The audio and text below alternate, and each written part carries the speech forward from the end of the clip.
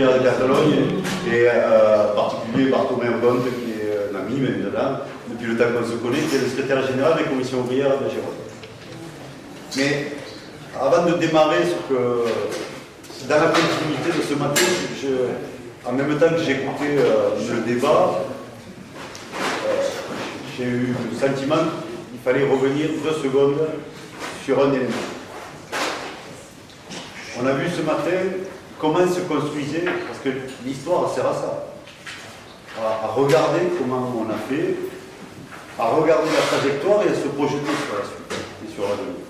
On a regardé ce matin l'intervention de Georges, qui nous a éclairé, parce qu'on a tous grandi, je pense, ceux qui sont là, j'en connais quasiment l'intégralité, dans cet environnement de solidarité internationale, tel que le monde ouvrier de la fin du 19e le proposait.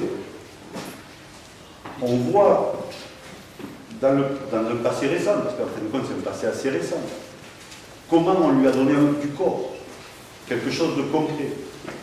Et je ne peux pas m'empêcher, moi, de me dire, dans la période où j'étais en responsabilité à la CGT, on a vécu quelque chose de très particulier. Ça a été la crise grecque.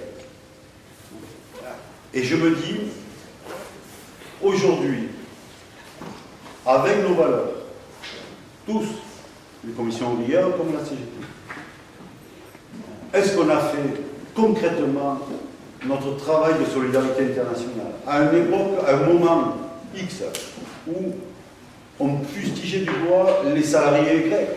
Rappelez-vous. Ouais, mais c'est normal, ils en sont là parce qu'ils ne payaient pas l'impôt, parce que si, parce que oui. Moi, je crois qu'il faut qu'on retrouve le chemin de la solidarité concrète. Je le dis parce qu'à cette époque-là, en tant que secrétaire général de la CGT 66, j'avais proposé qu'on fasse plus et plus fort, y compris avec la région CGT, où on aurait pu. Parce que, et on va vous en parler, il faut concrétiser, il faut rendre tangible aux salariés, tous les salariés, notre notion de solidarité internationale. Pas, je vais mordre le trait, pas seulement de prendre un coin de table et d'écrire un communiqué de soutien. On sait tous le faire, ça. Tous. Mais ça, c'est le minimum. Mais derrière, concrètement, qu'est-ce qu'on fait, qu'est-ce qu'on a fait et qu'est-ce qu'on aurait pu faire? Il faut revenir à cette notion-là.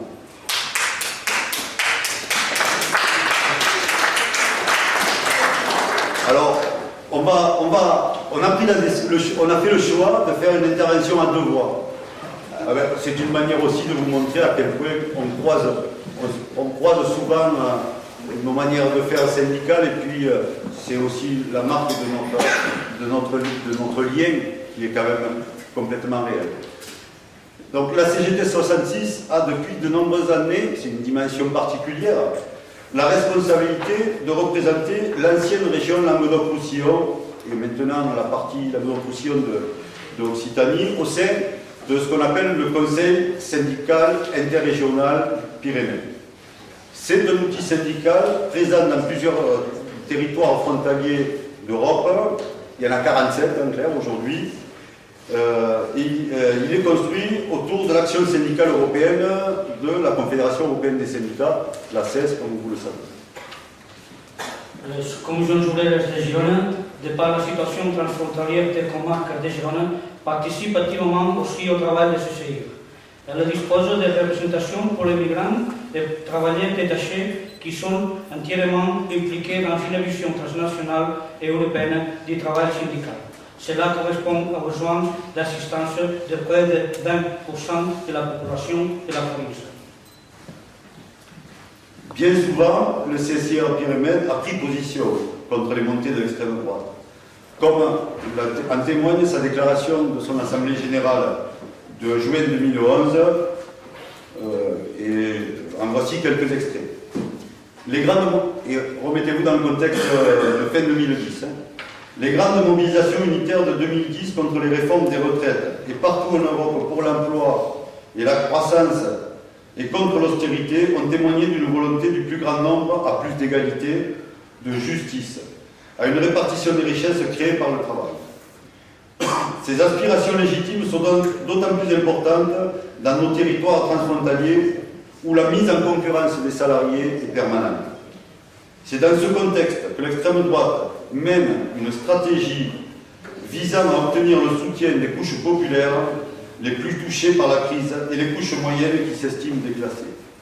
Ce changement de costume n'a pas changé la politique de ces partis, fondée sur le concept, n'a pas changé la politique de ces partis, fondée sur le concept de préférence nationale, et pour cette raison et bien d'autres, n'en font pas des partis républicains comme les autres. Et c'est une notion qu'il faut qu'on continue à porter. Il mène aussi une offensive contre les organisations syndicales, maniant l'anathème contre ceux qui luttent, pratiquant l'entrisme pour dévoyer les syndicats, affaiblir leur audience. Je vous fais une parenthèse, je vous rappelle que c'était une période où il y avait une tentative d'entrisme, en particulier en France, des membres du Front National dans les organisations syndicales.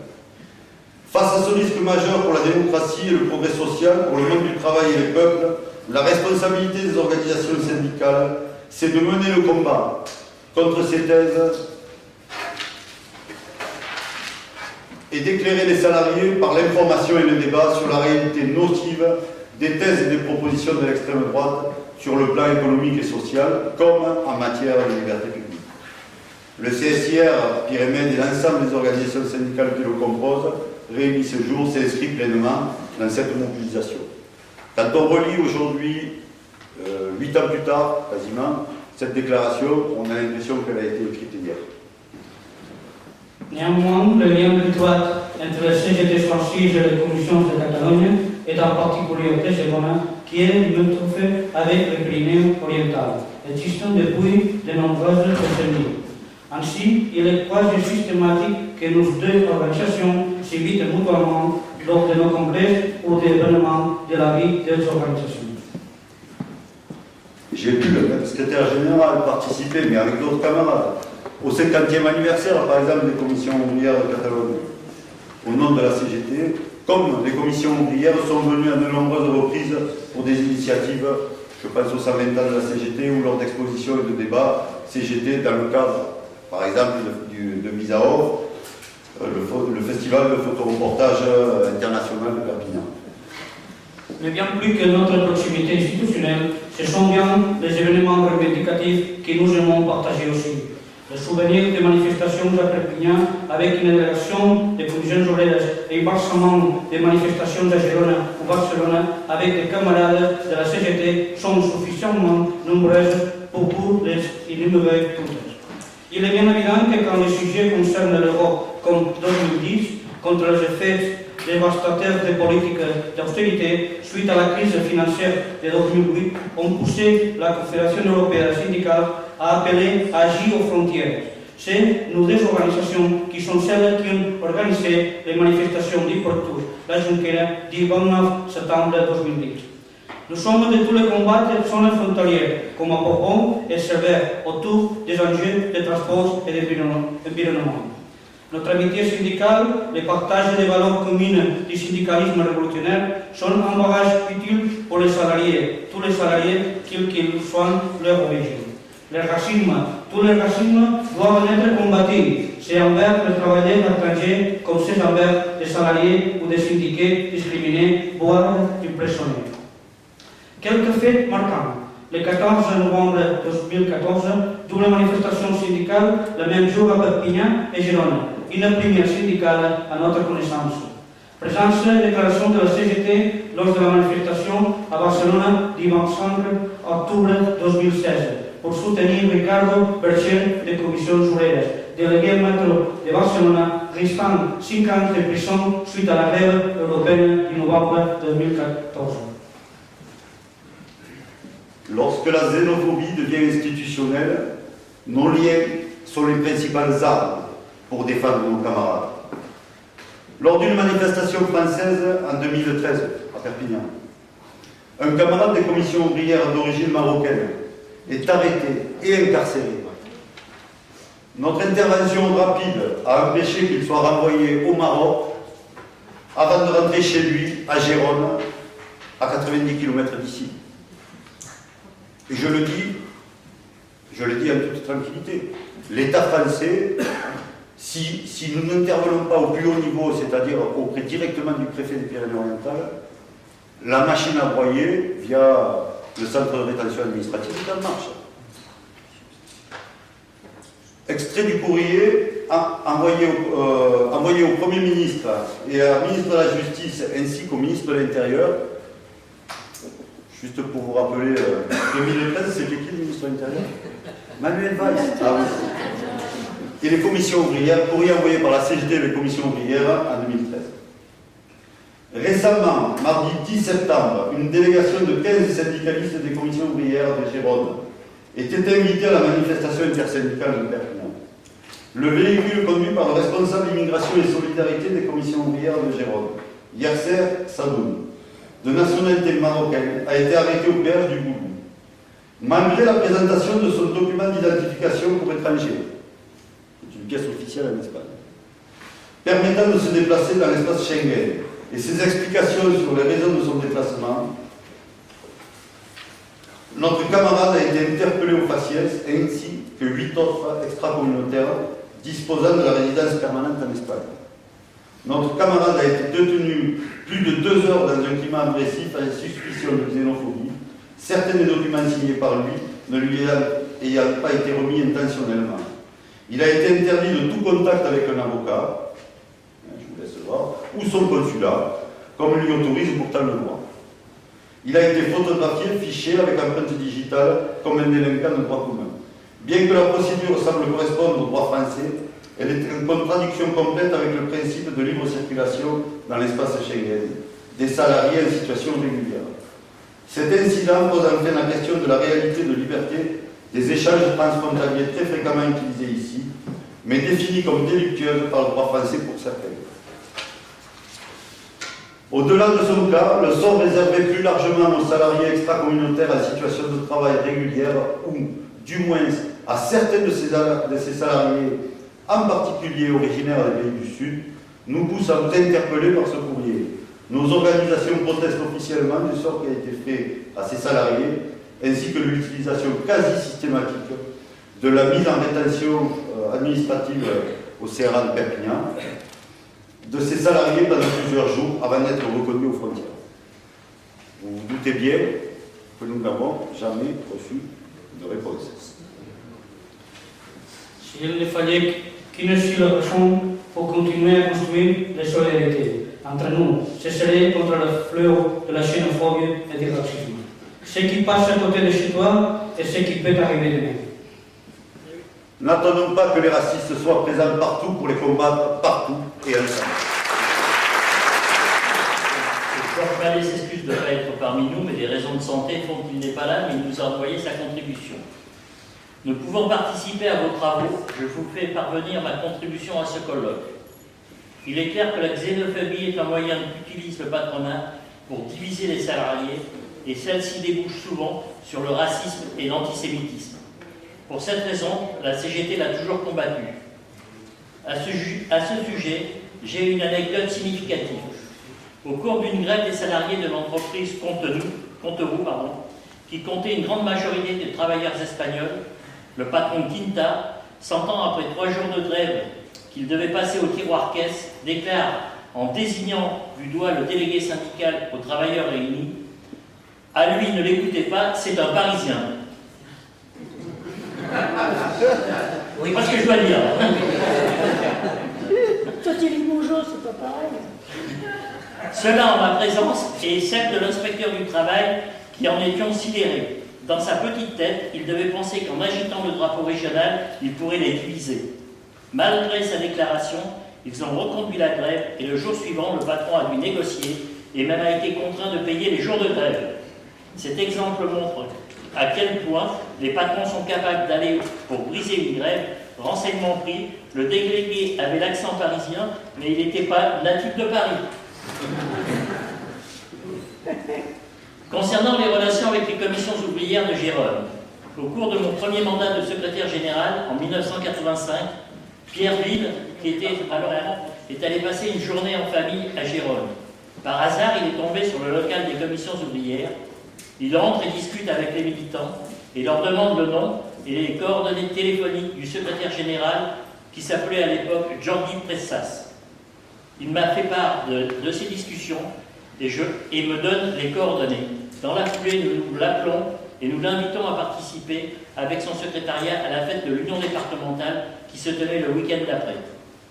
Ils sont venus à notre fête, à 3 camarades, et les discussions nous ont permis de nous connaître si bien qu'ils nous ont invités à nous recevoir à Gironde. De cette rencontre qui nous a permis de tisser des liens plus amicaux, nous avons envisagé une action pilotée par nos deux organisations Percus. À partir des forces dont nous disposions de part et d'autre, ce rassemblement à la frontière paraissait une bonne idée. Avant de fixer la date, nous nous sommes donné le temps pour en débattre dans nos organisations respectives et nous avons ciblé les professions les plus représentées, les douanes, le commerce et les transports. Environ 5 mois après, nous avons concrétisé par un rassemblement de 7 à 800 personnes au Percus. Cette initiative nous parut excellente et durant mes 3 années de mandat de secrétaire général, nous avons renforcé ces relations qui étaient excellentes et nous nous rencontrions 2 ou 3 fois dans l'année dans nos fêtes et nos congrès. Sur ce sujet, je peux savoir aujourd'hui que cela a continué au cours des mandats des camarades Georges Attiel et Thierry Labelle et peut-être au-delà, mais eux pourront en parler mieux que moi. Voilà ce que nous envoyez. Donc, maintenant, nous avons...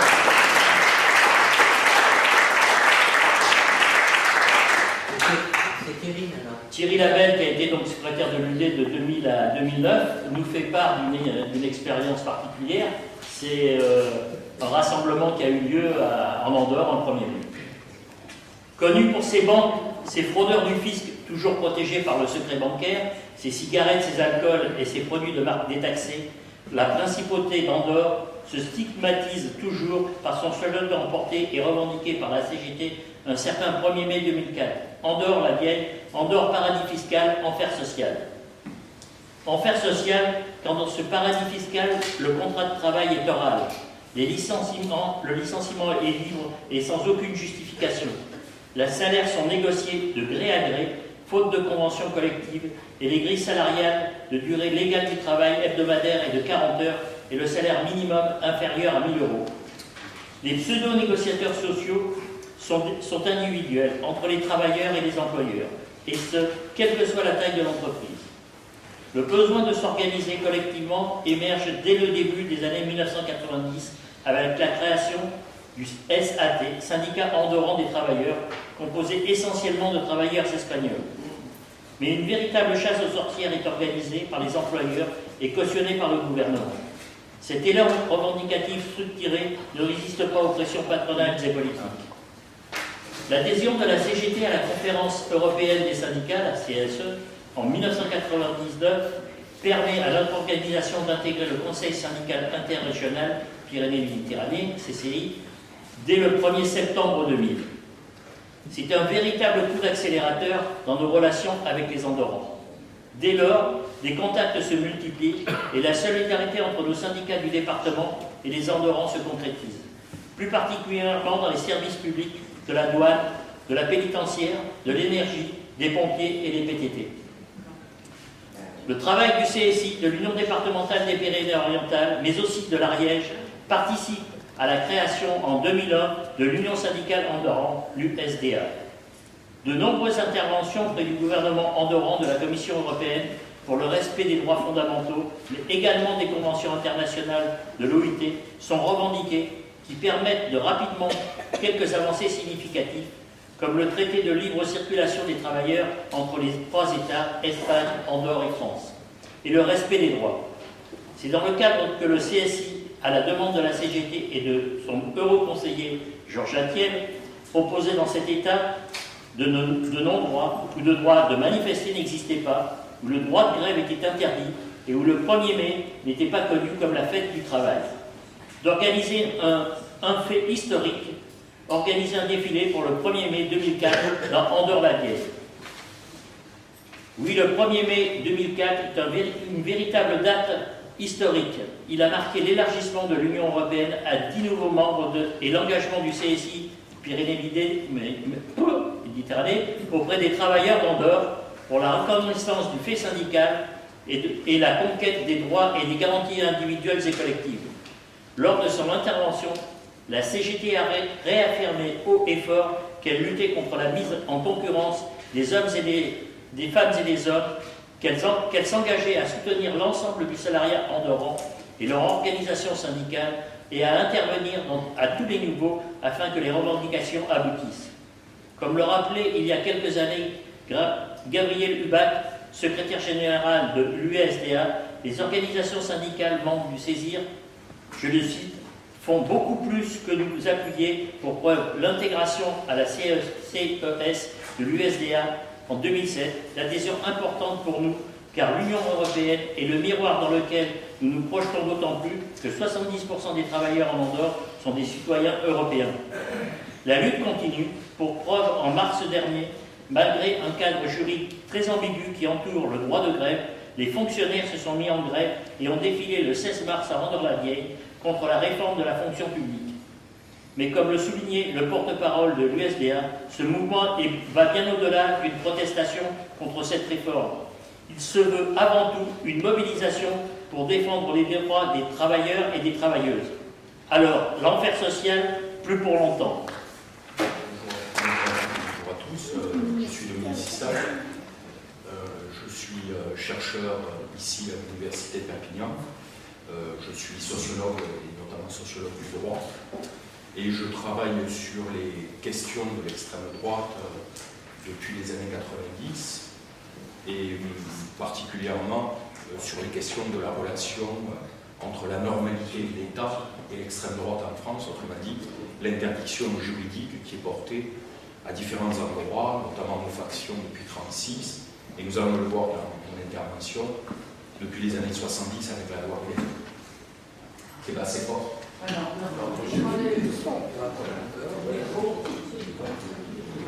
Voilà. Alors aujourd'hui, je voudrais vous parler donc de ce rapport entre le racisme, l'État et les classes sociales. C'est un travail qui a été commencé il y a 4-5 ans dans le cadre d'un programme de recherche du centre Maurice Agar à Paris, où nous travaillons sur la notion de classe sociale depuis maintenant près de 15 ans. Alors aujourd'hui, et notamment cette année, dès que j'ai reçu cette invitation, je n'ai pas pu m'empêcher de penser qu'il y a juste 20 ans, sortait un livre, celui du philosophe Étienne Balibar et de l'historienne américaine Immanuel Wallerstein, intitulé « Race, nation, classe ». Et il avait pour sous-titre « Les identités ambiguës ». Cet ouvrage a été republié plusieurs fois en France et plusieurs fois aux États-Unis, en Bretagne. C'est devenu aujourd'hui un classique des sciences sociales, puisque pour la première fois, des scientifiques posaient la question de la relation entre l'émergence du racisme et la notion de classe sociale et le rapport entre les deux. La question que posaient les deux auteurs il y a 20 ans, elle était assez simple. Quelle est la spécificité politique du racisme? Autrement dit, il se mettait quand même relativement biais par rapport à la pensée commune, notamment des sociologues en Europe, qui pensaient le racisme comme un fait individuel, comme un mécanisme, comme une procédure quasiment typiquement humaine, le rejet de l'autre étant entériné par des processus de peur. Étienne Balibar, si vous ne le connaissez pas, c'est un des multiples rédacteurs de Lire le Capital. Balibar et Wallerstein confrontent deux conceptions du marxisme. Autrement dit, il y a un point qui est important, c'est que les premiers auteurs à avoir parfaitement circonscrit le rapport des luttes sociales, de la solidarité qui s'est établie au sein de la classe ouvrière, avec cette question portée le plus souvent au départ par l'extrême droite, mais très rapidement par les forces conservatrices du racisme, était une question tout à fait originale, puisqu'il présentait le racisme comme un phénomène historique et comme un phénomène de l'histoire politique, à proprement parler. Malgré tout, entre les deux auteurs, il y avait un débat. Un débat puisque l'historien de l'économie et le philosophe des idées politiques n'étaient pas d'accord sur un point essentiel. Est-ce que le racisme est un outil globalement des besoins de l'économie monde?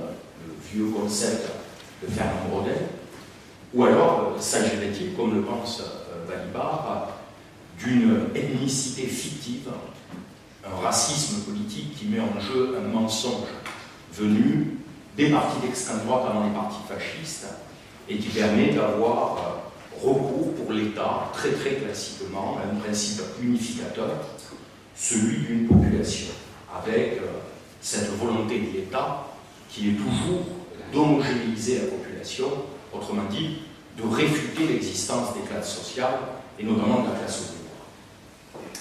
Donc on le voit bien, le débat posé il y a 20 ans, il est à peu près intact aujourd'hui. Nous avons toujours à débattre avec nos confrères sociologues de la nécessité de penser le racisme, non pas comme un fait social, qui s'expliquerait comme un autre fait social par un autre fait social, mais plutôt de le penser comme un phénomène politique, et en le pensant comme un phénomène politique, de le considérer comme un objet du combat politique, à proprement parler. Bien entendu, derrière cette question, et derrière la question d'un racisme donc politique, il y a, bien entendu, une réflexion qui se pose sur les sociétés et sur les formes dont elles ont à peu près un sens commun. Ce sens commun, c'est bien entendu le fait que le racisme s'établit comme une donnée anthropologique. Et comme une donnée anthropologique, elle sert à réviser la place de l'homme dans la société et les rapports que les êtres humains ont entre eux.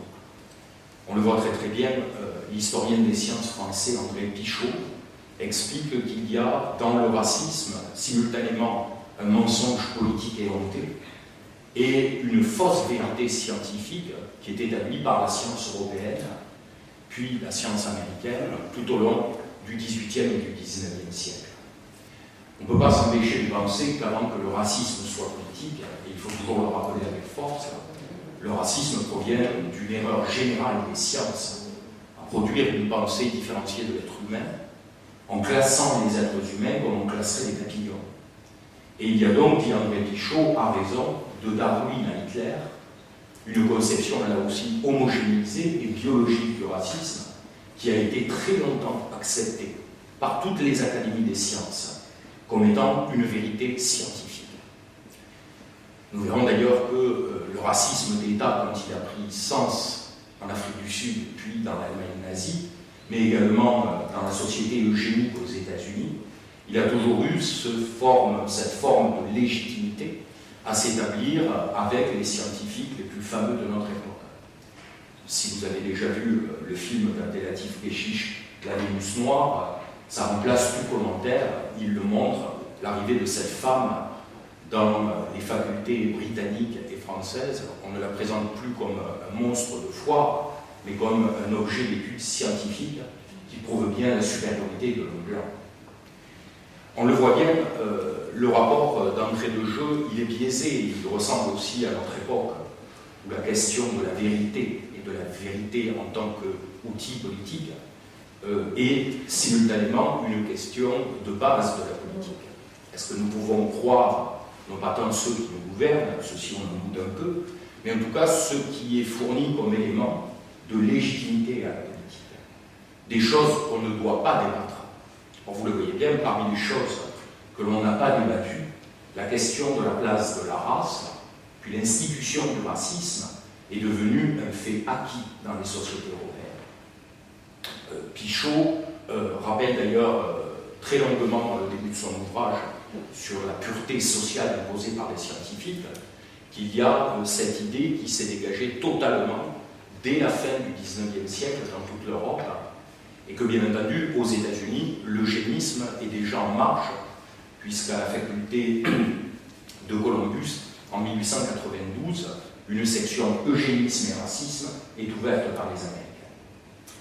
Donc on le voit, le contexte politique, il est préfiguré par une connaissance scientifique, et ça met les chercheurs, dont je suis, sur une brèche et sur une obligation, qui est une obligation morale, déjà dans un premier temps, qui est une obligation scientifique, et qui est, pour d'autres raisons, qui me sont plus personnelles, un engagement aussi politique.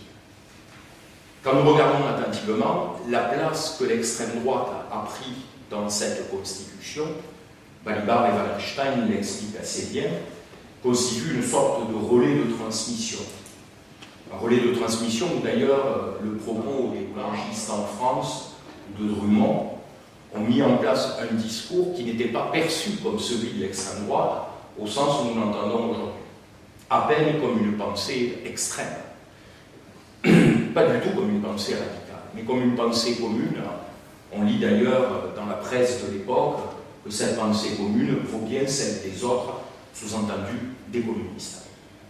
Donc on le voit, cet enjeu et ce point de départ, il pose déjà un peu la problématique, le contexte historique, les enjeux.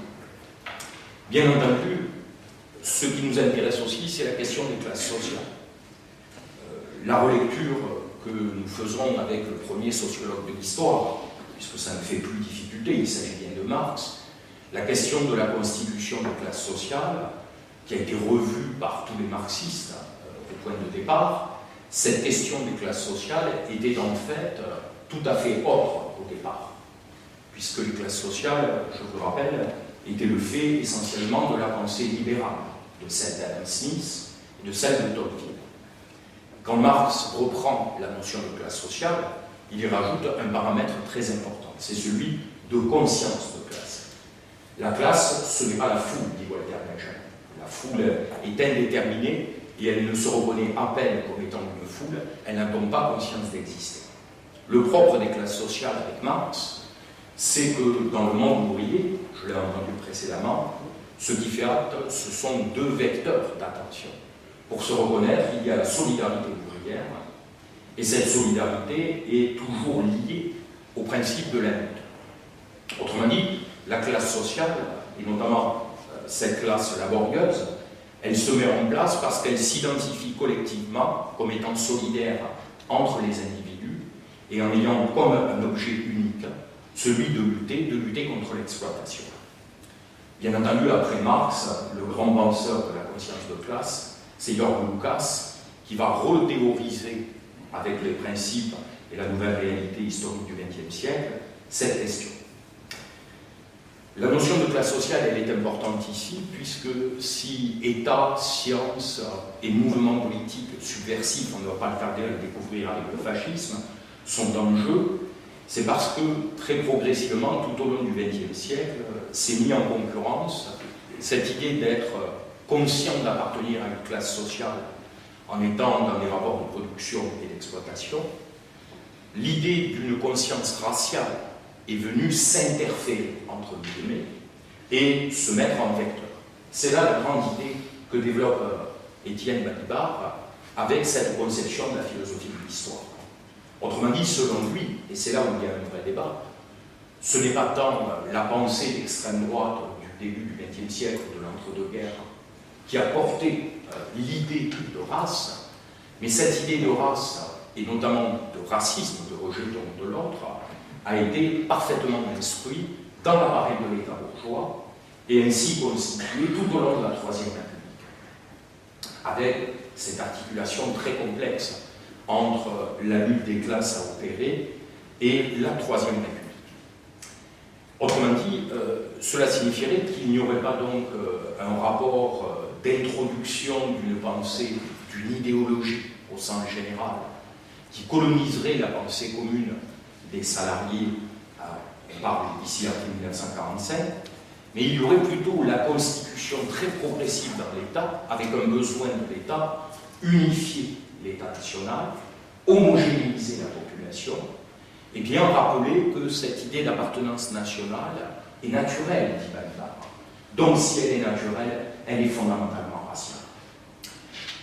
Le rapport est complexe. Georges Bataille, à l'époque, qui esquisse une psychologie générale du fascisme, dit beaucoup sur cette question. Bataille fait un long préliminaire pour décrire ce qu'est le fascisme, en rappelant les fonctions essentialistes et les nécessités qu'il y a à mettre en place une homogénéité sans classe de la nation.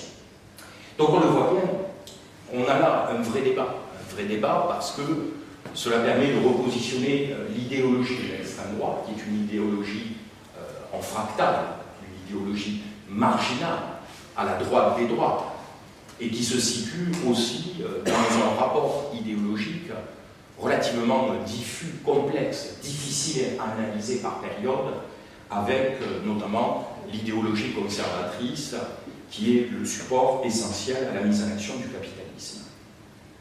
Globalement, ce qu'on peut constater, c'est que les forces d'extrême droite se sont exprimées très différemment sur cette question.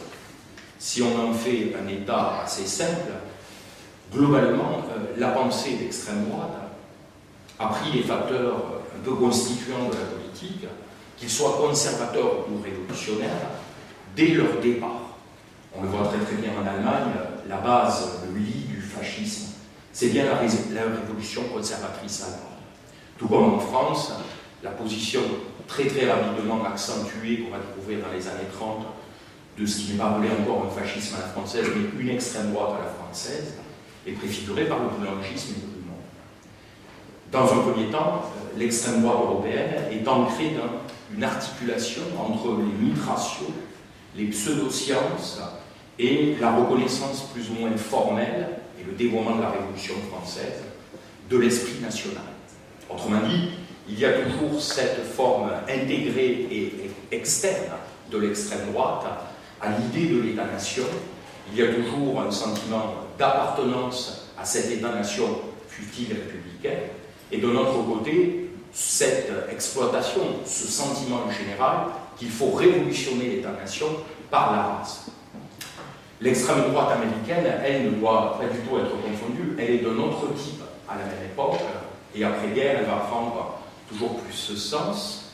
C'est une extrême droite suprématiste, raciale, dont le but est toujours de démontrer que l'ennemi racial est toujours un inférieur.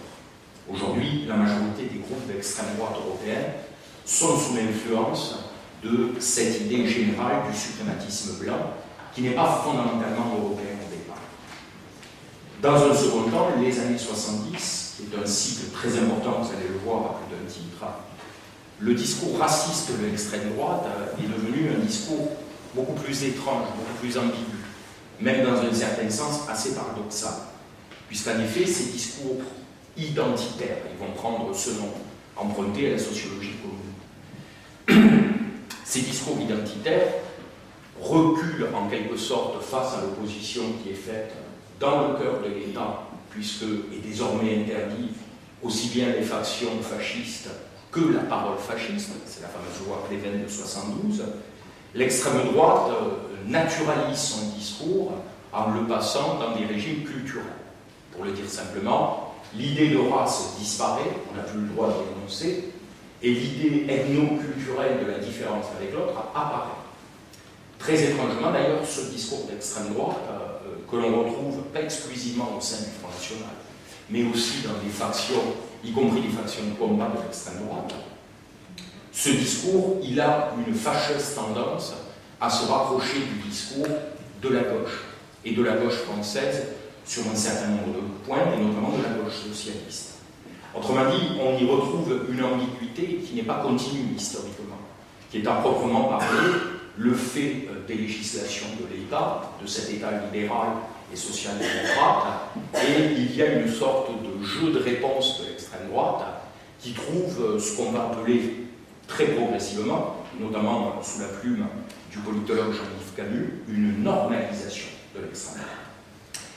On le voit bien, le passage de l'un à l'autre des deux périodes montre qu'il y a une évolution, et une évolution qui est historiquement une évolution idéologique de l'extrême droite. Dans nos travaux personnels de sociologie juridique, le débat n'est pas de même nature, puisque nous partons de l'interdiction du racisme, et notamment de cette interdiction qui advient à partir des années 70, avec cette idée que la loi, même si elle est faible, la loi qu'on devait, ça n'est qu'une barrière, ça n'est pas autre chose, ça n'est pas un mur infranchissable. La loi met en place cette idée de contenir la parole fasciste, et la violence fasciste, elle, étant toujours proscrite par la loi comme un crime politique, mais un crime quand même qui relèverait d'un droit commun imposé par les cadres généraux du terrorisme depuis l'ordonnance de 1936. Globalement, ce qu'a produit la loi, c'est de mettre en place une sorte de socialisation du racisme politique. Autrement dit, le paradoxe, c'est qu'en interdisant la parole raciste, on s'est retrouvé confronté avec une normalisation du discours raciste et l'intégration progressive de l'extrême droite en termes de discours, en termes d'idéologie, dans bon nombre d'espaces qui étaient souvent antifascistes, souvent contre l'extrême droite. Bref, ce que nous voyons arriver et prendre une proportion tout à fait hors du commun à partir des années 2000, c'est-à-dire cette intégration à une pensée que d'aucuns jugent désormais comme un renouvellement du conservatisme réactionnaire depuis la fin du XXe siècle et le début du XXIe siècle. Parallèlement, dans ce mouvement, il ne vous aura pas échappé que la classe ouvrière s'est retrouvée moyennisée. L'expression célèbre prend tout son sens, c'est-à-dire on a annoncé à peu près depuis 40 ans la fin des classes sociales. Les classes sociales, ça n'existe pas, disait un Premier ministre français, tout au moins ça n'existe plus.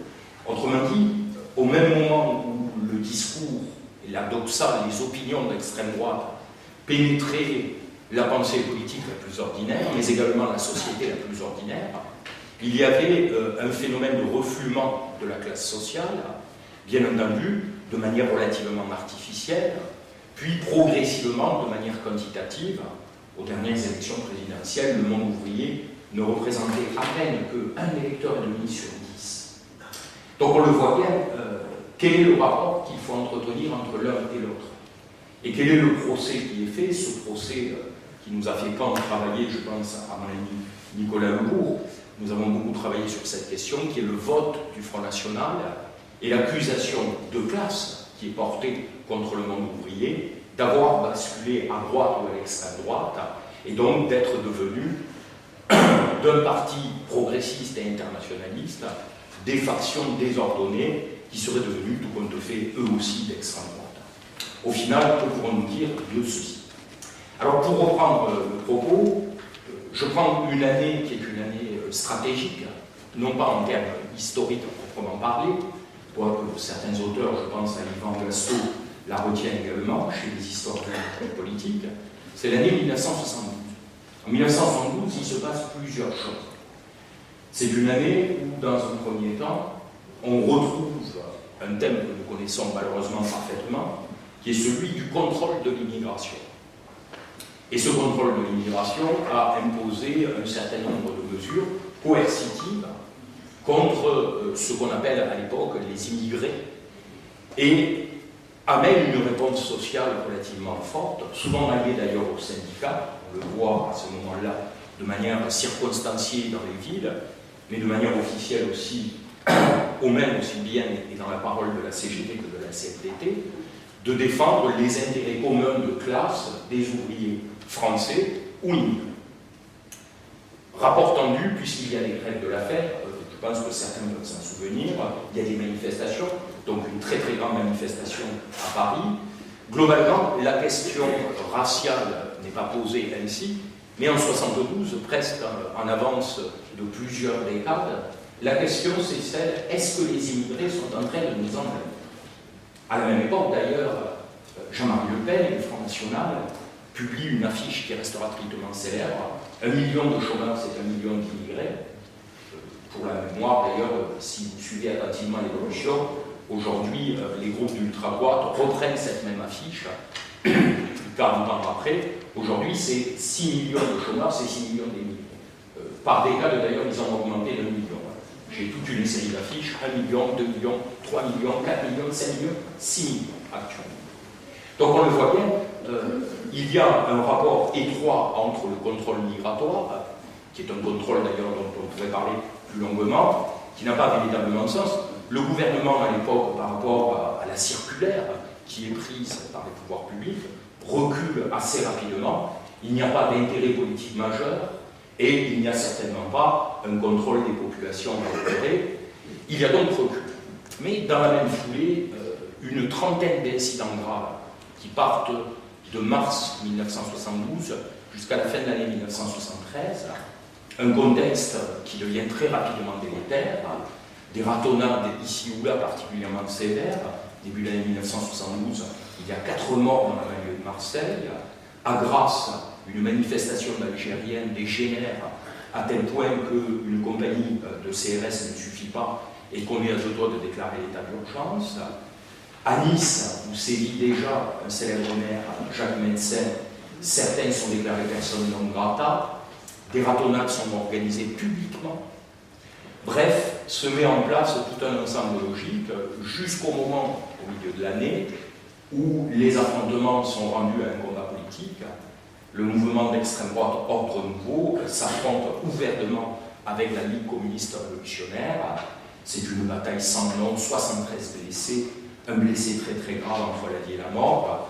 Au final, les pouvoirs publics utilisent l'ordonnance de 36 et dissolvent les deux mouvements, renvoyant déjà dos à dos extrême droite et extrême gauche dans une espèce de neutralisation idéologique.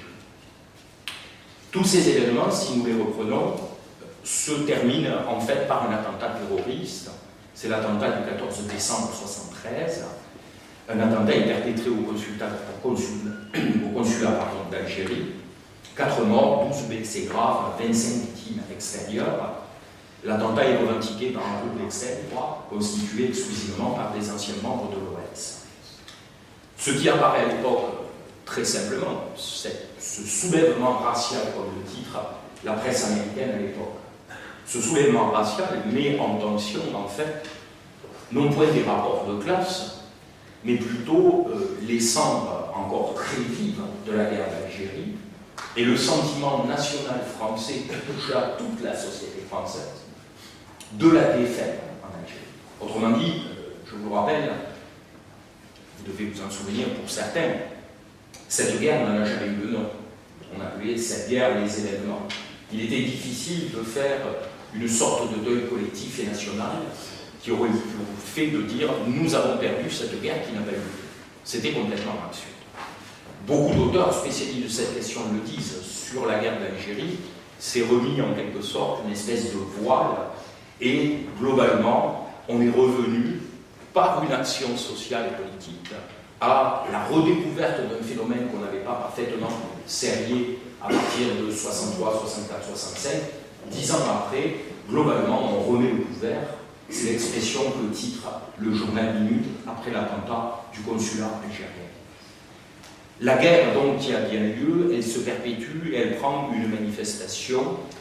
Balibar a tout à fait raison de dire qu'il s'agit bien d'une manifestation politique et un usage racial de la politique, puisque désormais, l'ennemi n'est plus fondamentalement un autre national, c'est un autre national et un autre racial.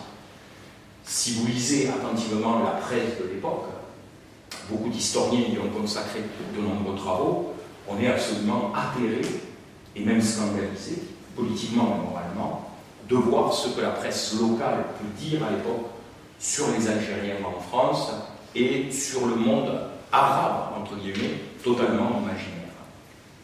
C'est dans ce contexte que le gouvernement, et sous l'autorité du chef de l'État, met en place immédiatement un protocole législatif pour bloquer ceci. Autrement dit, on est dans cette croyance républicaine que la loi barrière peut stopper un mouvement idéologique, politique de cette nature. La loi Pleven, elle est votée au cours de l'année 72 et le chef de l'État, Pompidou, intervient à la télévision pour bien rappeler que la France n'est pas raciste et qu'il ne peut pas y avoir de place pour le racisme. On voit encore cette articulation particulière où on sait très très bien que les mouvements d'extrême droite sont contraints, canalisés, entre guillemets, surveillés à l'époque par la Direction de sécurité du territoire, par le STEP, mais que globalement, il ne s'agit plus simplement des mouvements d'extrême droite, mais aussi de toute une part de la population, qu'on qualifie d'ordinaire, qui met en jeu un nouveau terrain de la politique et un nouveau débat. Ce que la loi Pleven met à jour, c'est que désormais, le délit d'incitation à la haine raciale est désormais punissable. Ce qui pose bien entendu un problème juridique pour tous les juristes. C'est qu'il va falloir punir non pas des actes, mais des paroles. Or, il y a un principe du droit républicain qui veut que l'infraction soit totalement constituée pour pouvoir la juger. Je le précise, ce phénomène, nous l'avons encore aujourd'hui avec les lois d'exception votées l'année dernière, puisque la seule parole et la seule incitation terroriste implique la commission du délit, c'est exactement le même registre. On reproche donc beaucoup au pouvoir pompidolien d'avoir mis en place une sorte de bombe à retardement, notamment à gauche. La gauche française critique ceci, demande l'interdiction des groupements, demande que l'on mette en place une véritable réflexion, mais qu'on ne passe pas par ce registre qu'est la loi Pleven. Aujourd'hui, la loi est toujours applicable et l'incitation à la haine raciste est toujours punissable si elle se fait en public. On le voit bien, la sociologie alors du racisme français est assez curieuse, tout compte fait, puisque globalement, on a un premier temps de l'histoire où il y a, disons-le ainsi, une espèce de confusion idéologique et même de confusion dans la place que joue l'extrême droite dans le discours politique, alors qu'on voit apparaître là une espèce de butoir, une fin de non-recevoir. On arrête la parole raciste et on met en place donc une société qui ne pourra pas, une société politique, qui ne pourra pas s'exprimer comme on l'a fait durant cette année 72, et donc d'exprimer vulgairement la haine raciale comme haine politique de l'autre. On constate aussi à cette époque, Jacques Bidet, qui lui aussi est un des écrivains de lire le Capital avec Balibar, Jacques Bidet le dit quelques années après, la race se trouve ainsi soumise, je le cite, à un rapport de classe, car ce qui est menacé à l'époque, ce n'est pas un parti qui serait de droite ou d'extrême droite, c'est bien la société, et notamment la classe populaire, qui est montrée du doigt, exactement comme si le racisme était désormais intégré hiérarchiquement dans les classes sociales. On le lit d'ailleurs dans la presse d'extrême droite, je repense au journal Minute, qui dit qu'à l'époque, le peuple, sous-entendu le peuple rouge, pense enfin comme nous. Nous sommes fin 1972. Début 73, le même journal Minute titrera « Enfin de retour, le peuple français comprend ses ennemis ». On le voit très très clairement, ce racisme tel qu'il est donné, Balibar s'exprime très clairement là-dessus, est étroitement lié non seulement à ce que pourraient être des faits et des faits divers, ce qu'il appelle les pulsions agressives et des représentations identitaires. Mais, bien entendu, il y a aussi une sorte de cheminement assez curieux, qui est celui de l'État, puisque le rapport historique entre les individus se fait donc désormais sous cette autorité de l'État, qui a encouragé, dans la période coloniale, un racisme institutionnel, et qui désormais interdit le discours raciste au commun.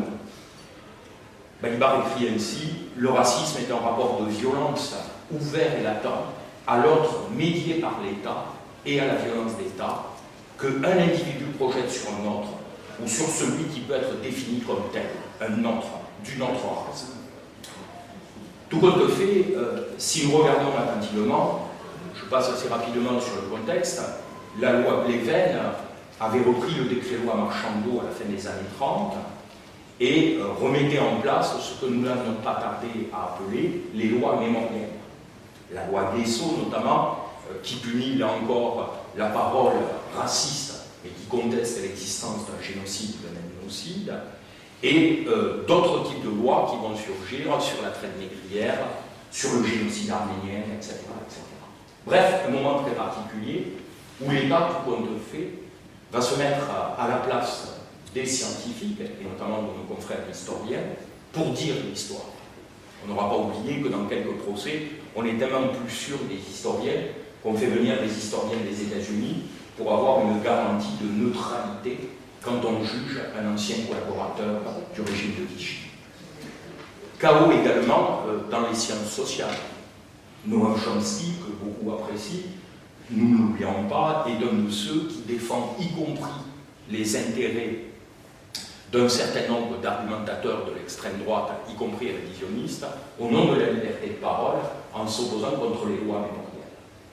Pierre Nora, l'historien, dit que la situation est intenable dans les années 80, puisqu'il faut attendre du jury d'assises, du jury du tribunal correctionnel, d'avoir une histoire dite pour savoir ce qu'est le racisme, et plus grave encore, pour savoir ce qu'est l'histoire.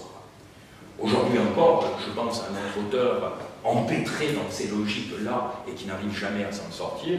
Je pense à Jean-Claude Michéa, qui rend tout compte fait la Société libérale des droits de l'homme responsable de ceci. On a rarement entendu chose aussi stupide. Globalement, cette histoire nous montre aussi, au-delà du rapport classe et race, que la société étatisée, et notamment par le juge, la justice, avec tout ce que ça signifie comme symbole, est désormais empêtrée dans des logiques politiques. On n'arrive plus à savoir que faire de cette race. Je vous rappelle au final que depuis juillet 2018, le Parlement, érigé en pouvoir constituant, a supprimé de l'article 1er et 2e de notre Constitution le mot race, c'est-à-dire la fin de cette histoire, de ce déroulé juridique, c'est qu'aujourd'hui, on ne peut plus discuter de race et de racisme en Europe, et qu'on a même retiré, littéralement de la Constitution, ce qui protégeait un certain nombre de nos concitoyens.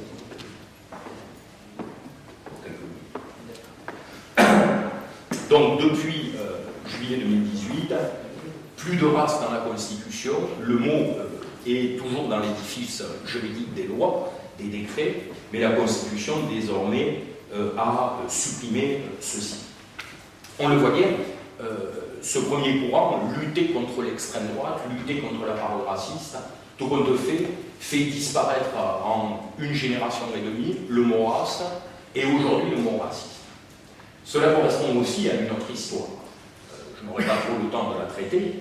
Cette autre histoire de la socialisation du racisme politique, à partir du moment où les nouveaux modes d'action militants et social, et notamment se sont focalisés avec l'antiracisme, sur des moyens d'action nouveaux, ceux que Chantal Mouffe et Ernesto Laclau appellent des droits de défense individuelle. Autrement dit, l'antiracisme est devenu autre chose que la lutte des classes.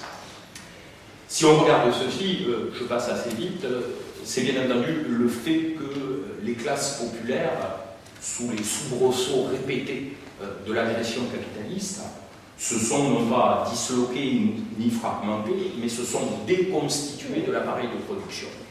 On a enlevé en fait à l'ouvrier l'usine et le HLM.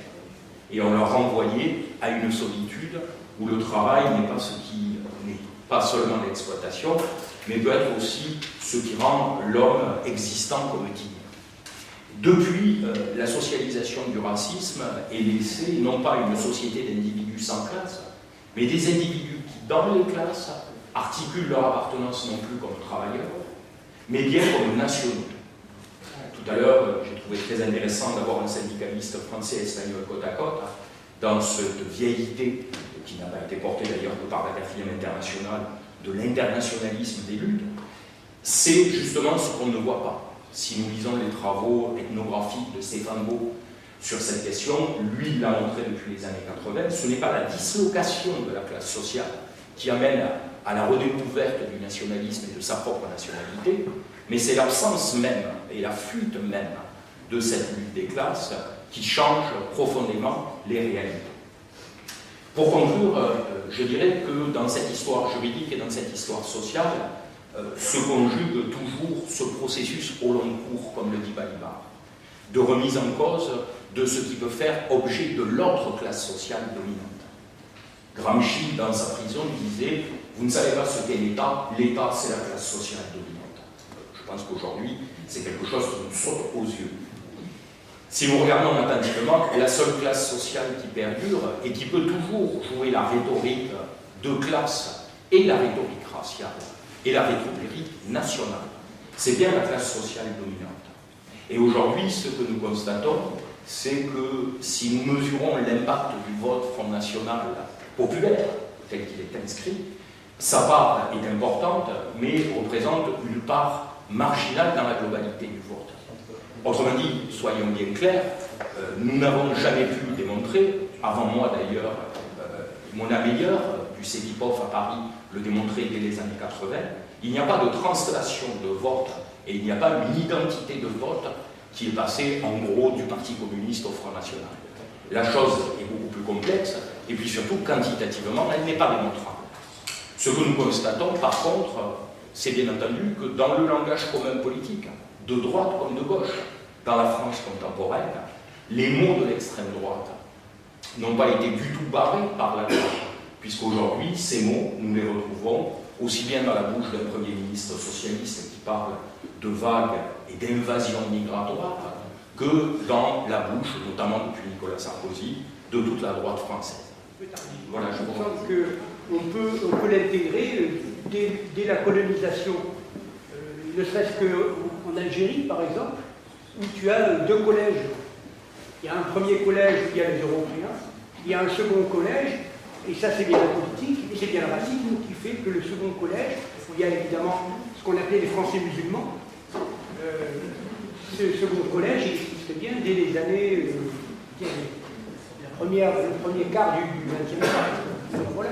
Mais il y a un certain nombre de lois, donc, mais je pense, enfin, je termine, je pense que ta présentation, ça c'est très personnel, mais limité à, même si c'est une thèse sociologique, à Balibar, et par exemple les derniers mots de la fin, quand tu dis dans la bouche d'un ministre socialiste ou de la droite sarkozienne, mais même dans la bouche de certains militants communistes, qui par exemple, mais tu ne dis pas, parce que je veux dire qu'effectivement, l'abandon de la lutte de classe, ça, à mon avis, on est peut-être toutes et tous d'accord ici, c'est ce qui fait qu'à la limite, si ce n'est pas dans le but de procéder à ça, en tout cas ça procède à faire le ligne extrême droite, c'est-à-dire que le passage d'une population, des producteurs à ces idées-là, c'est parce qu'il y a un manque quelque part. L'internationalisme prolétarien d'une époque, par exemple, était un véritable rempart. Aujourd'hui, on n'en parle même plus. Il y a comment dirais-je, des organisations internationales qui ont disparu, et en dehors des organisations internationales, il y a même des discours. Je dis fabricons français à une époque où le fait de foutre en l'air un foyer d'immigrés, je veux dire, ça venait de n'importe qui. Je ne veux pas stigmatiser, mais ça venait de n'importe qui. Ça, c'est un problème. Et après, bon, je pense qu'il y a un certain Rudolf Rocker qui a écrit Nationalisme et culture. Je pense que tu dois connaître. Je pense que c'est important aussi. C'est-à-dire que le mouvement ouvrier originel, de la fin du 19e siècle, a posé le problème de la lutte contre le capitalisme, de la lutte contre l'État, qui effectivement, tu l'as dit qu'à la fin, mais pour moi c'est l'État qui est constitutif de ce qu'est la domination, et qui effectivement c'est le bras armé du capital. Bon, donc la lutte contre le capital et la lutte contre l'État, à une époque c'était quelque chose qui était l'internationalisme, et ça a disparu. Malgré tout, il y a encore des individus, et j'espère de plus en plus nombreux, qui réhabilitent cette lutte-là. Voilà. Donc la question a été de dire qu'il n'y a pas tardivement comment dirais-je, un rapprochement à ce point-là entre le racisme et la politique. À mon avis, je pense que ça a existé depuis l'État prend en compte des données racistes, tout en sachant dès le départ qu'il y a une impossibilité. Alors, de quelle nature est-elle? Elle est quand même assez étrange. C'est-à-dire pourquoi l'État français n'a pas immédiatement, dans l'emprise coloniale qui fait de l'Algérie puis de l'Indochine, pourquoi ne notifie-t-il pas ceci? La notion de l'indigène, d'ailleurs, en droit, pose beaucoup de questions. Ce qui fait difficulté, en fait, c'est le reflet des États-Unis et la question de la ségrégation raciale aux États-Unis. Donc, là-dessus, d'accord. Après, sur les travaux qu'on a fait encore récemment sur le vote, la participation, on va dire, de gauche et de l'extrême gauche populaire à des idées racistes. Bien entendu qu'on ne peut pas oublier qu'en 75-76, des foyers Sonacotra sont attaqués par des ouvriers. On ne peut pas l'oublier. Mais par contre, ce qui se retranscrit en termes politiques par la suite est beaucoup plus tardif. C'est-à-dire quand on regarde aujourd'hui les statistiques qui sont faites, y compris au sein du CEVIPOF, le vote Front National ouvrier, en fait, il se déclenche seulement après 2002. C'est-à-dire on voit apparaître des strates de vote qui sont relativement constants, mais faibles jusqu'à 2002. 2002, c'est un déclencheur. Et 2002, avec un moment aussi symbolique, puisque non seulement Le Pen est au second tour, mais c'est les socialistes qui restent sur le carreau. Et on retrouve le second tour Chirac-Le Pen. À partir de là, à partir du moment où Jean-Marie Le Pen est candidat, on va dire dans le dernier rang de la présidentielle, c'est là où il y a une augmentation du vote. Je distingue bien entendu la parole raciste, le discours raciste, qui existerait à un moment donné dans la classe ouvrière, du vote raciste, et clairement raciste. Là, là-dessus, les débats ne sont pas clos, et la majorité des politistes, là-dessus, ont à peu près tous le même avis.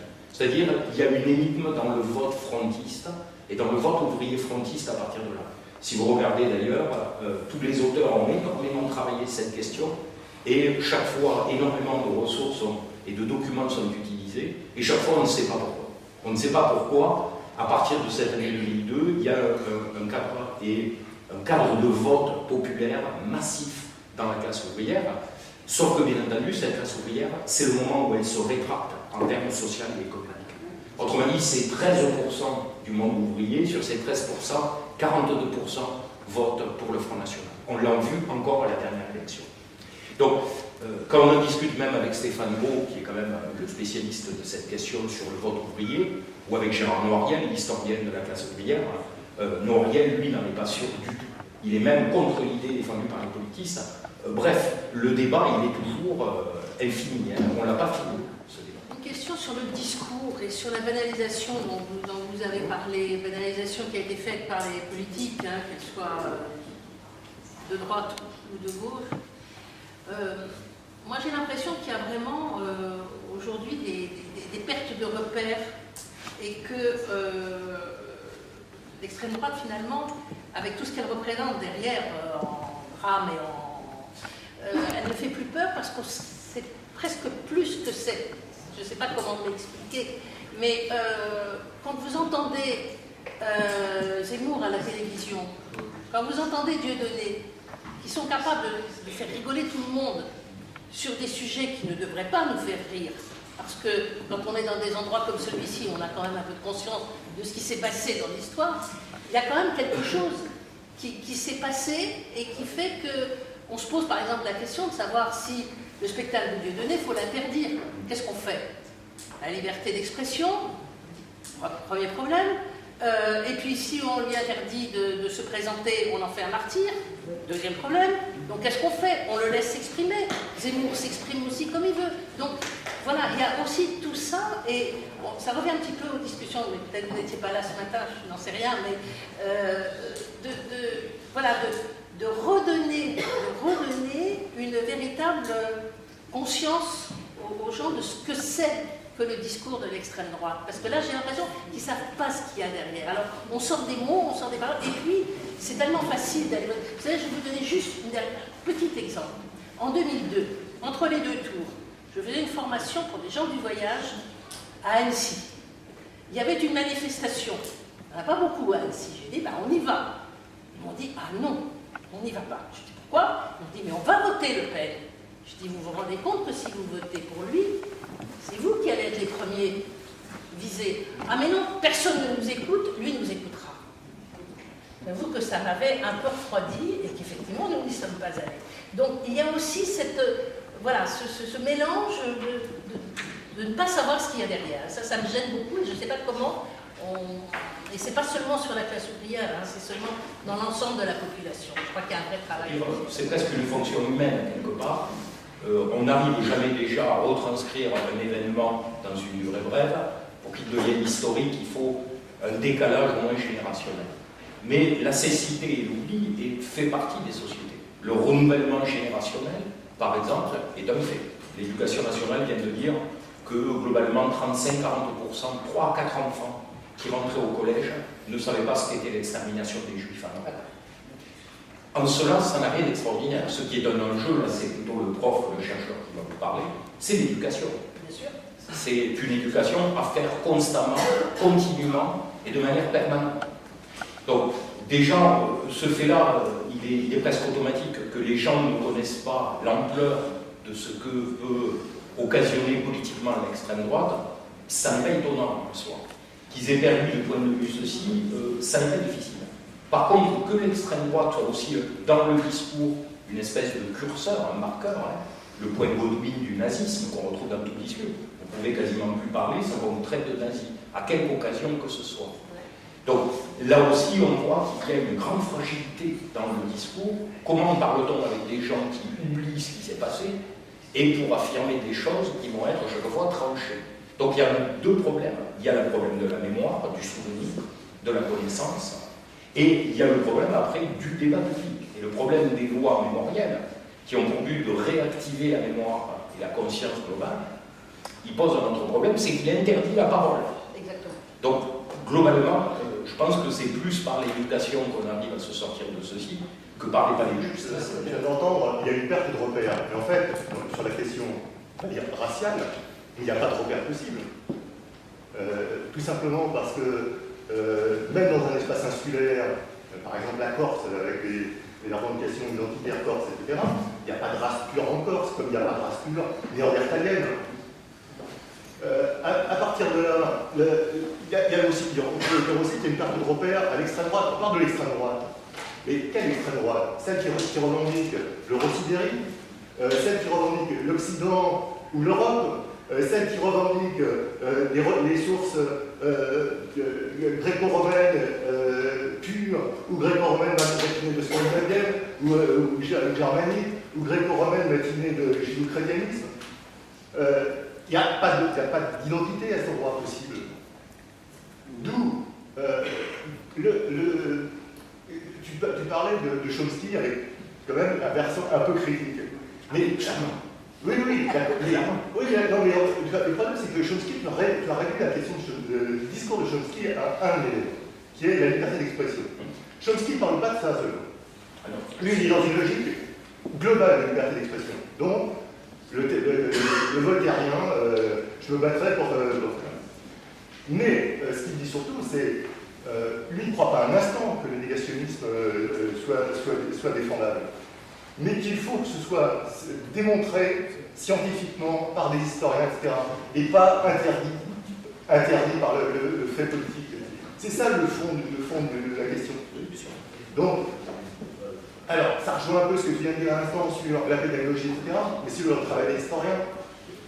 Et j'ai écouté avec attention votre exposé sociologique, où j'ai entendu parler de la lutte des classes, des États, des partis, et j'ai pas entendu parler du capital. Il est là. Ah oui, mais je voulais aimer l'entendre. Il est là. C'est bien que ça soit un sous-entendu, mais si je l'avais entendu par la bouche, ça Il est là. m'aurait conforté un peu plus. À partir du moment où vous parlez de classe sociale et d'État, Oui, mais... et le premier dont j'ai parlé, j'ai dit que le premier des sociologues c'était Marx, Oui. c'est bien le capitalisme.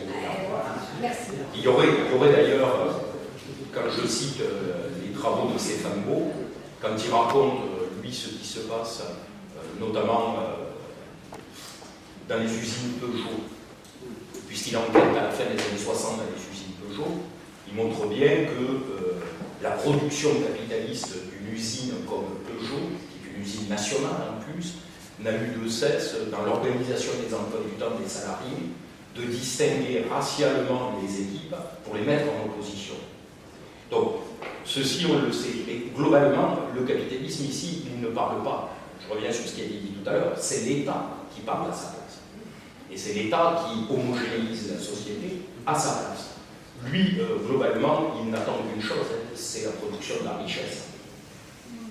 Et justement, c'est pour ça que si la question vous intéresse, que vous voulez regardez les travaux de Stéphane Beau, puisque lui montre quelque chose qui est un peu différent. Il montre qu'il y a déjà une conscience qui s'est établie dans l'appareil de production capitaliste et qui est réelle dans les grandes entreprises comme Peugeot et Renault dans les années 60. C'est des effets de division de classe. C'est-à-dire là, on le voit très clairement, le patronat ne supporte pas qu'il y ait des solidarités, notamment des solidarités de lutte, entre les ouvriers français et les ouvriers d'origine algérienne ou algérienne. Il ne le supporte pas. Et justement, il montre même, il cite dans un de ses ouvrages, des parties du règlement intérieur de Peugeot en 69. Très honnêtement, c'est quand même très très gratifiant. Mais ne vous inquiétez pas, j'ai commencé avec Marx, c'était pour dire ceci.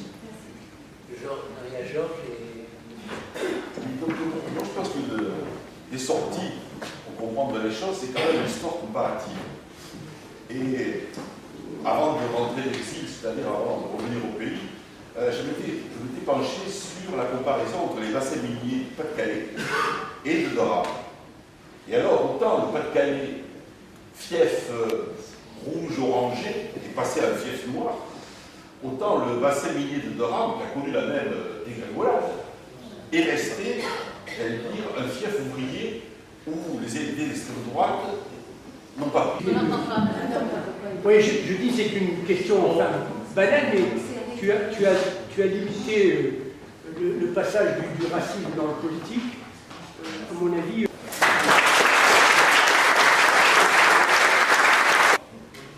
Et j'allais arriver à me dire, peut-être une prochaine publication que je vois du temps, que c'était peut-être la faute à Mitterrand et aux socialistes. Parce que, autant l'affrontement brutal, parce que vous n'avez pas eu l'idée de ce qu'était la grève des mineurs anglais au niveau de l'affrontement physique. On parle des événements de la Concorde, enfin, des événements, c'est un peu désolé par rapport à ce qu'a été. Autant cet affrontement physique. La disparition du paysage, alors c'est un truc qui m'a toujours sidéré. Vous allez dans les bassins miniers d'Angleterre, vous ne voyez plus aucun vestige physique de 1 siècle et demi de production minière. Je me dis que, par contre, nos amis socialistes du Pas-de-Calais se sont battus pour classer tous ces monuments, pour que les terrils soient patrimoine de l'UNESCO. Mais ils ont complètement vidé, ils ont fait un théâtre vide où les idéaux de la classe ouvrière, de fraternité, de lutte ensemble, ont complètement disparu. Et alors, autre conséquence absolument dramatique, ça a été la politique de fermeture en douceur.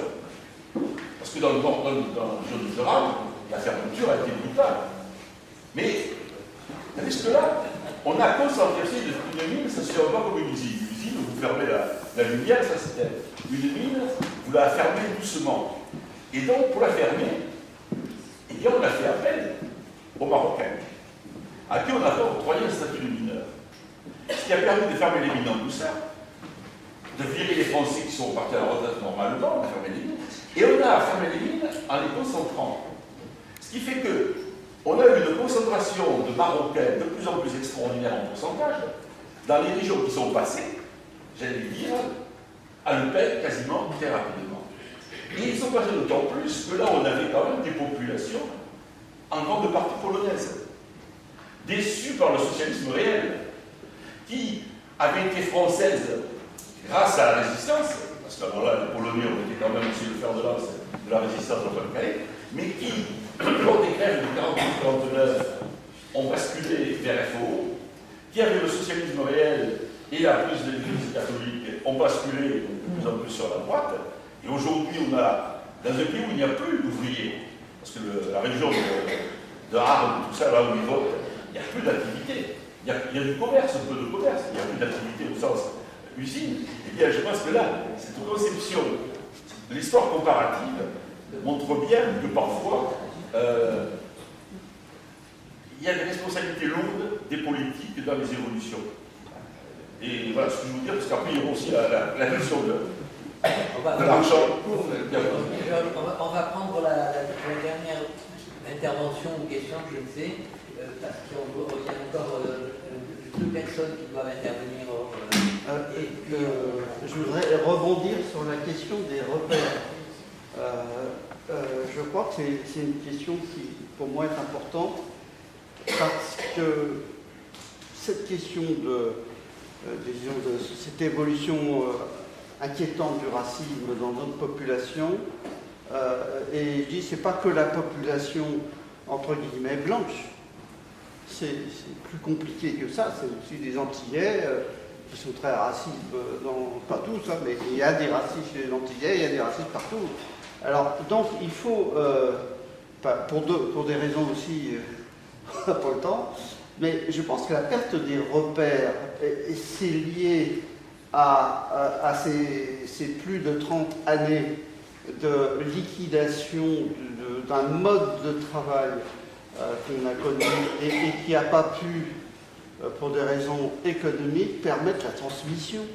Moi, j'ai été syndicaliste dans une entreprise de 400 salariés, après de 30 salariés, après de moi tout seul. confrontés à une problématique de chômage, ensuite rebondissement, etc., avec une nouvelle population, des jeunes qui n'ont pas eu la formation à l'école et dans des écoles professionnelles, dans le métier que je faisais, où on pouvait leur apprendre un certain nombre de choses liées à l'histoire. Si on fait la somme de tout ce qui ont fait les repères de notre génération, même s'il y a eu des trous, même si tout ce que veut, il y avait quand même un essentiel qui tenait le coup. Ça s'est écroulé quand même.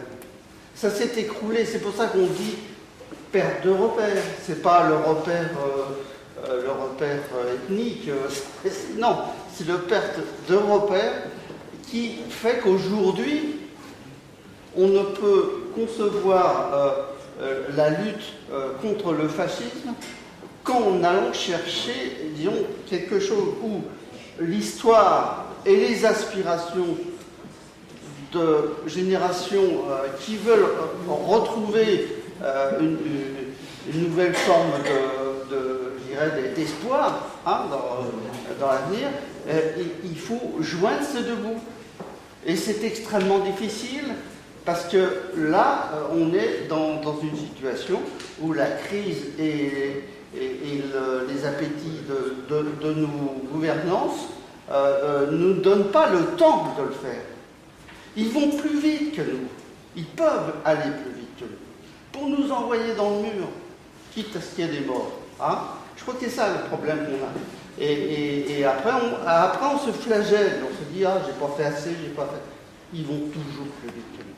Donc, il faut à un moment donné, certainement, accélérer chez nous ce militantisme. C'est-à-dire que c'est vraiment le moment où il ne faut pas rester dans ses bottes. Voilà. Ces dernières années, les choix politiques du président Macron, c'est ce qui explique et justifie pleinement les colères, les mobilisations de notre pays. Même si les tenants du libéralisme débridé tentent de détourner les raisons de la colère. Parce que nos gouvernements veulent que l'on se divise. En 20 ans, la France a produit près de 2 fois plus de richesses. Y a-t-il 2 fois moins de pauvres? Notre SMIC, nos pensions ont-elles été multipliées par 2? Y a-t-il moins de mal logés? Non, bien sûr. Mais dans un même temps, la fortune des 500 plus riches en France a été multipliée par 7. Pourtant, l'immigration peut apporter une richesse culturelle. Permettez-moi de citer que 3 noms: Marie Curie, Picasso, Zidane, pour ne citer que 3 personnes que vous connaissez tous. Ces indésirables ont amené une immense richesse que personne ne conteste aujourd'hui. Le 15 décembre, la CGT, avec de nombreuses associations dans les Alpes-Maritimes, avons prévu un rassemblement à la gare de Menton-Garavan, dernière gare avant l'Italie, pour dénoncer cette politique de rejet de l'autre, cette politique de chasse aux faciès. Il faut savoir que les CRS font descendre du train toute personne un peu trop bronzée, qu'elle ait ou non un billet de train d'ailleurs. Papier, fouille, pas un train ne passe sans l'inspection des passagers. Ces migrants réfugiés qui fuient la guerre, la misère et pensent arriver en France. France, terre d'accueil, dans cette Europe, pays des droits de l'homme, terre d'accueil, pays des droits de l'homme, la France, et dans cette Europe qui ne joue pas son rôle. Le 18 décembre, journée internationale des migrants, des manifestations sont prévues dans beaucoup de villes de France. Liberté, égalité des droits, des milliers de morts dans notre Méditerranée, cette mer que nous avons en commun, des morts sur les routes des Alpes, les migrants arrivant les pieds nus, en tongs dans la neige. Nos amis, nos camarades des Hautes-Alpes se battent pour aider ces migrants, pour chasser de toutes parts. Les 7, vous avez entendu parler des 7 de Briançon, donc vous avez eu un procès, on attend le verdict, mais qui sont condamnés. La région PACA, CGT, a organisé cet automne une belle manifestation au Mont-Genèvre. C'est le lieu de passage. pour dénoncer cette hécatombe, alors qu'elle pourrait s'arrêter dès demain. Tout comme dans la Roya, à Menton, à Breil et Sospel, toutes les voitures sont arrêtées et fouillées. Notre ami Cédric Héroux, arrêté plusieurs fois, je suppose que vous en avez entendu parler, avec plusieurs camarades arrêtés, maltraités, condamnés comme de véritables criminels. C'est la précarisation générale, la remise en cause des acquis sociaux par les politiques d'austérité menées par nos gouvernements qui nourrissent les sentiments de mal-être et de repli sur soi dans la population. C'est en luttant ensemble que nous pourrons nous battre efficacement pour une société meilleure et égalitaire. C'est en luttant ensemble que nous nous battons pour une Europe sociale, dans un monde de paix. Je remercie l'Union confédérale des retraités, l'Union syndicale des retraités, l'UD 66, pour la réussite de ce colloque, et j'espère faire aussi bien à Nice l'an prochain. Donc, au nom de l'UCR, il nous revient, Monique et moi-même, de porter quelques éléments et non pas une conclusion sur l'événement qui nous a réunis au cours de ces 2 jours. Nous pouvons dire que ce colloque est un succès à plusieurs titres. Succès par votre présence nombreuse, succès par le sens politique et historique que vous avez voulu donner en choisissant le camp de Rivesaltes pour tenir le colloque. Succès par la richesse de toutes les interventions, tant avec le guide qui nous a permis de comprendre sur quelle logique se fonde la création du camp de concentration et sur le triste constat et sentiment de honte que la France, qui se dit être le pays des droits de l'homme, est le premier pays à avoir créé les camps de concentration. Richesse par la démonstration aussi, dans l'intervention de Dominique Naguère, dans la démonstration que nous sommes bien dans un continuum de privatisation des libertés. Richesse également par vos interventions syndicales qui nous ont retracé les combats d'aujourd'hui menés par votre département pour gagner le respect des droits humains fondamentaux avec la lutte des sans-papiers, mais également sur le travail engagé avec les commissions ouvrières espagnoles de Catalogne pour combattre la mise en concurrence, et ça je l'ai pris dans le document, la mise en concurrence permanente des salariés dans ces territoires transfrontaliers et sur laquelle l'extrême droite développe et ancre ses idées sur les populations les plus touchées par la crise et les appétits sans cesse grandissants du capital. Richesse aussi par les liens que vous avez su tisser avec l'IHS, la MAC et la Ligue des droits de l'homme. Le colloque de Perpignan, comme celui de Marseille en juin dernier, et comme celui de Nice dont a parlé Marlène, et qui se tiendra en mars 2019, s'inscrivent dans la feuille de route de notre espace Europe international de l'UCR, conformément à la résolution de notre 11e congrès de l'UCR qui s'est déroulé à Bordeaux en mars 2017. Alors, comme je ne les vois pas, je vais chercher la lumière. Donc, je disais, qui est conformément à la résolution de notre 11e congrès, et à savoir d'engager des initiatives. Il y a une lumière? Oui, c'est bien parce que je vois bien. Juste que j'ai. Ouais. La lumière au-dessus. D'accord, merci. Oui. Et donc, à savoir d'engager des initiatives contre le fascisme, d'où, avec la décision de l'UCR, d'organiser avec nos camarades italiens du SPICGIL et nos camarades espagnols des commissions ouvrières, des initiatives dans chacun de nos pays sur le thème syndicalisme, résistance contre le fascisme. Ensemble, nous nous sommes engagés, à partir de nos vécus, de notre histoire, et en faisant le lien avec la situation d'aujourd'hui, à collaborer, à soutenir le réseau des sites de résistance en Europe et d'éclairer, sensibiliser l'opinion publique de nos pays. Le contexte international actuel, voire mondial, avec la montée fulgurante au pouvoir des partis d'extrême droite, nous donne la responsabilité à chacun de mettre en évidence et d'armer nos camarades sur les enjeux économiques, sociaux, politiques et les dangers d'exclusion, d'inégalité, de régression sociale et de guerre que porte cette idéologie d'extrême droite. Les élections européennes qui se profilent sont un enjeu majeur pour une construction européenne fondée sur l'humain d'abord et combattre celle des marchés pour gagner le progrès social. L'USR s'engage et vous invite à vous engager pour un nouveau programme de résistance de notre siècle en gagnant la bataille des idées et au travers de nos luttes pour la justice sociale et une autre répartition des richesses. Faisons vivre les jours heureux.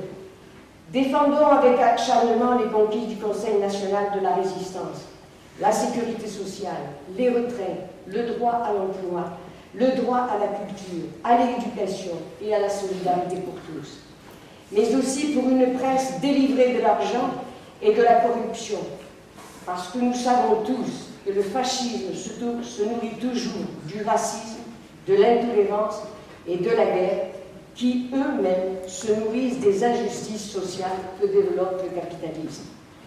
Au terme de ces colloques, qui pourront se développer d'ailleurs dans d'autres régions, nous allons tirer ensemble l'analyse et établir un matériel spécifique à destination de nos organisations syndicales qui serait un livret multimédia et un DVD. Support que nous porterons y compris lors de notre prochain congrès confédéral. Enfin, je terminerai mon propos en mettant en perspective une action avec la conférence des syndicats des retraités du bassin méditerranéen qui va se dérouler à Tozeur en Tunisie du 11 au 14 février 2019. 4 thèmes animeront cette conférence.